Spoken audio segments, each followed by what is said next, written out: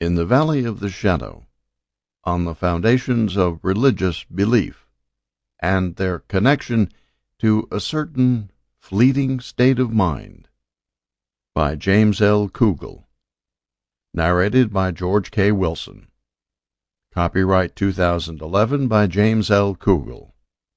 This unabridged audiobook is published by arrangement with Free Press, a division of Simon & Schuster, Incorporated, and was produced in the year 2011 by Tantor Media, Incorporated, which holds the copyright thereto. Chapter 1. The Background Music.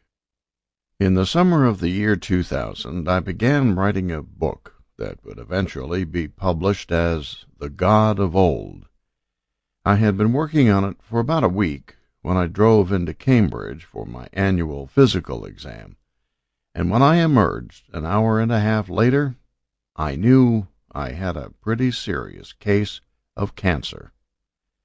I was scheduled for a series of further tests the next week, so I didn't do anything or tell anyone right away.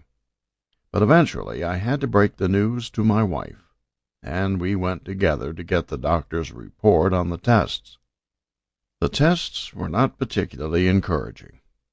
Today's doctors are, I suppose largely as a result of malpractice lawsuits, extremely careful not to raise false hopes in their patients. They told us that the degree of degeneration in the cancerous cells taken in the biopsy was alarming, since it revealed a particularly aggressive form of the disease. I confess I don't remember much of the rest of what they said. Something about cells piercing the capsule and making the prognosis even grimmer. We probably can't cure the cancer, they said, but we can treat it.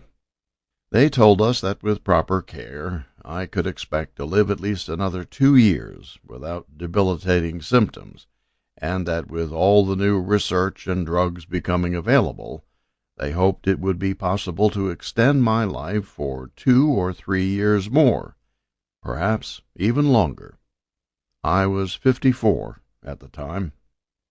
The reason I am relating all this is because I want to recapture a certain state of mind that one enters under such circumstances. I am sure many people who have gone through a similar experience will recognize what I am about to say. After the initial shock, I was, of course, disturbed and worried, but the main change in my state of mind was that I can't think of a better. Sample complete. Ready to continue?